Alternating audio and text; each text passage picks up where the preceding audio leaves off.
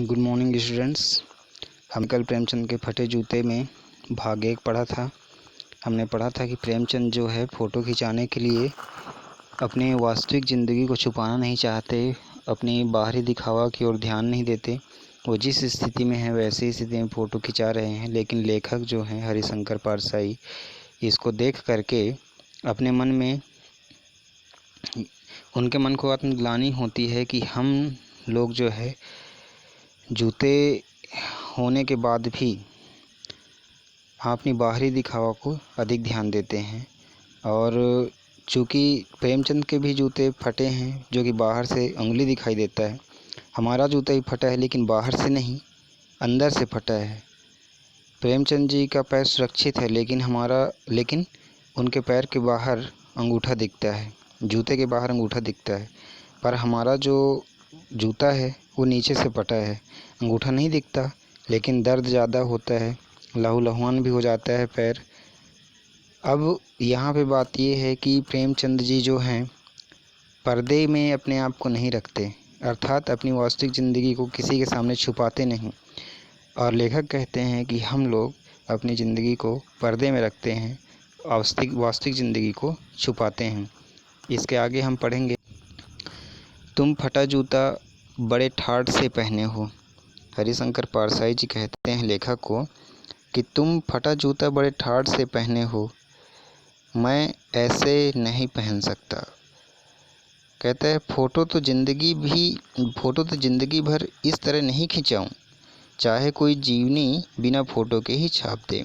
अब हरिशंकर पारसाई भी लेखक थे, वो कहते हैं कि तुम भी लेखक हो, मैं भी लेखक हूँ, लेकिन मन में सोचते हैं कि मैं तो फ़ोटो ज़िंदगी में कभी भी इस तरह ना खिंचाऊँ। अगर मुझे खिंचाना ही पड़े तो जूता अगर मेरे पास नहीं भी हो तो मैं दूसरे से मंग लूँ, लेकिन इस तरह फटे जूते पहनकर ना खिंचाऊँ, भले चाहे मेरी जीवनी में मेरा फ़ोटो कोई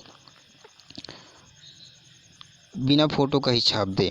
अब तुम्हारी यह व्यंग मुस्कान क्यों कहा गया है? क्योंकि लेखक प्रेमचंद जी जो हैं ऐसी स्थिति में भी उनके चेहरे पे मुस्कान है, और उस मुस्कान को देख करके लेखक सोचते हैं कि वो हम पर हंस रहे हैं, जो कि हम बाहरी बनावटी दुनिया में जी रहे हैं। अब कहते हैं इसी तरह तुम्हारी व्यंग मुस्कान मेरे हौसले को पस्त कर देती है, मतलब कमज़ोर कर देती है। क्या मतलब है इसका? कौन सी मुस्कान है? क्या होरी के गोदान हो गया?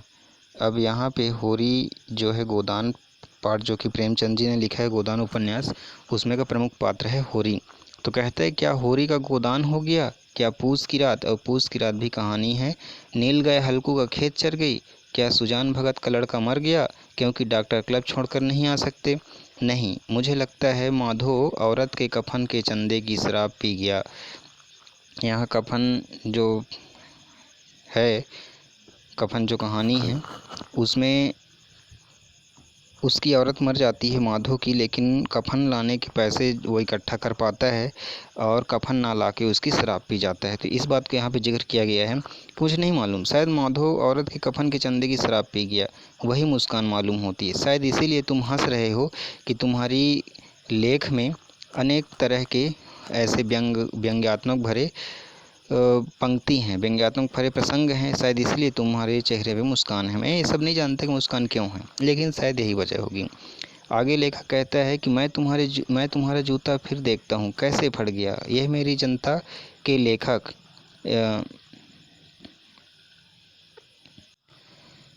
मैं तुम्हारा जूता फिर देखता हूँ कैसे फट गया, यह मेरी जनता के लेखक क्या बहुत चक्कर काटते रहे। अब वो हरिशंकर पारसाई जो है प्रेमचंद के फटे जूते को देखकर अलग अलग मन में विचार लाते हैं और कहते हैं कि क्या बनिए के तगादे से बचने के लिए मील दो मील चक्कर का आप घूमते फिरते रहे, लौटते रहे।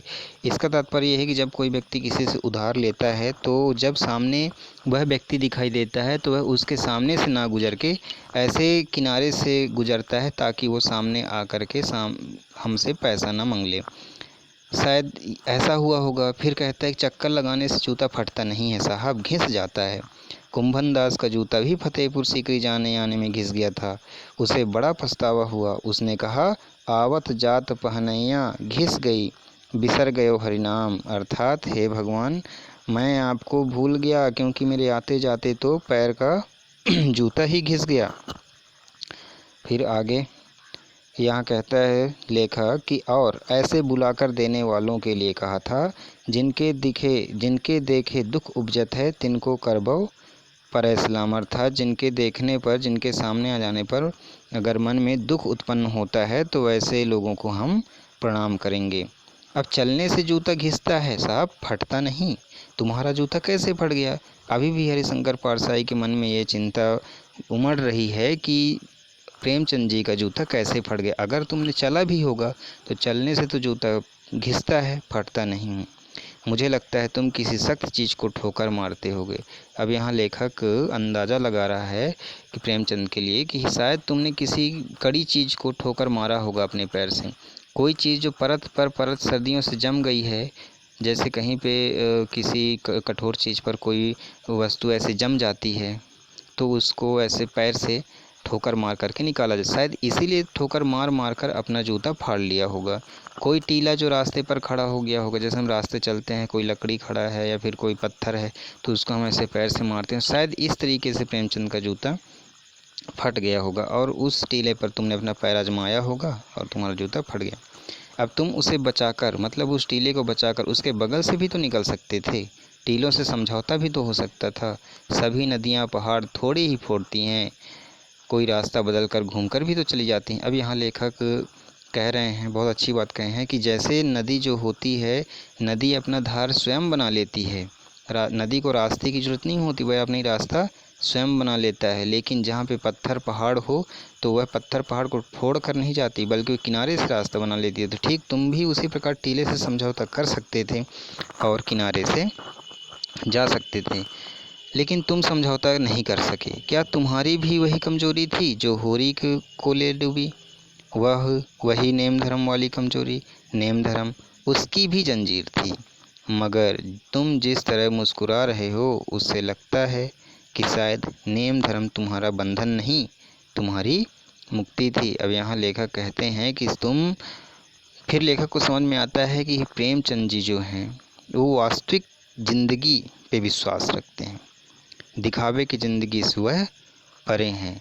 आगे कहते हैं कि तुम्हारी यह पाँव की उंगली मुझे संकेत करती सी लगती है, जिसे तुम घृणित समझते हो उसकी तरफ हाथ को ही नहीं, पाँव की उंगली से इशारा करते हो। कहने का तात्पर्य कि प्रेमचंद को कहते हैं कि शायद तुम किसी से घृणा करते होगे, कोई व्यक्ति तुमको पसंद नहीं होता होगा तो तुम हाथ की उंगली से उसको इशारा ना करके पैर की उंगली से इशारा करते हो। शायद इसलिए तुमने अपना जूता फाड़ लिया होगा। तुम क्या उसकी तरफ इशारा कर रहे हो जिसे ठोकर मारते मारते तुमने जूता फाड़ लिया है? शायद तुमने फिर उस तरफ इशारा कर रहे हो जिस पर जूता मार मार के तुमने अपने जूते को फाड़ लिया है। लेखक कहता है मैं समझता हूँ, तुम्हारी उंगली का इशारा भी समझता हूँ और यह व्यंग मुस्कान भी समझता हूँ। अब आके यहाँ लेखक क्या कहना चाहते हैं देखते हैं कि तुम मुझ पर या हम सभी पर हंस रहे हो, उन पर जो उंगली छिपाए और तलवा घिसाए चल रहे हैं। अर्थात यहाँ हरिशंकर पारसाई जी का भी जूता फटा है, लेकिन सामने से न फट के नीचे से फटा है, जिससे उनकी उंगली घिस रही है, लहूलुहान हो रहा है। और जितना प्रेमचंद को तकलीफ़ नहीं है उससे कहीं ज़्यादा लेखक के जूता फटने पर उनको तकलीफ़ होती है। अब उन पर जो टीले का बरकरार बाजू से निकल रहे हैं, तुम कह रहे हो कि मैंने तो ठोकर मार मार कर जूता फाड़ लिया, उंगली बाहर निकल आई पर पाँव बचा रहा और मैं चलता रहा, मगर तुम उंगली को ढकने की चिंता में तलवे का नाश कर रहे हो, तुम चलोगे कैसे? इस तरीके से लेखक सोच रहे हैं कि प्रेमचंद ने हम पर हंस रहे हैं कि हम तो टीले को मार मार के अपना जूता फाड़ लिया, ठीक है, लेकिन मेरा पैर सुरक्षित है, पर तुम्हारा जूते का तलवा फटा हुआ है, तुम्हारा पैर घिस रहा है, अब तुम कैसे बचोगे? ये तो तुम अपने तलवे का नाश कर रहे हो, अब तुम कैसे चलोगे? लेखक कहता है मैं समझता हूँ, मैं तुम्हारे फटे जूते की बात समझता हूँ, उंगली का इशारा समझता हूँ और तुम्हारी व्यंग मुस्कान भी समझता हूँ। इस तरह से है प्रेमचंद के फटे जूते का वर्णन है। प्रेमचंद के फटे जूते का तात्पर्य यहाँ पे उनकी स्थिति का वर्णन ना करके ऐसे लोगों पर हंसी या व्यंग करने की बात कहे हैं जो अपनी वास्तविक ज़िंदगी को छुपा करके बनावटी ज़िंदगी जीते हैं। तो बच्चों आपको समझ में आ ही गया होगा। आगे इसका हम प्रश्न अभ्यास करेंगे। तो धन्यवाद बच्चों, आपका दिन शुभ हो।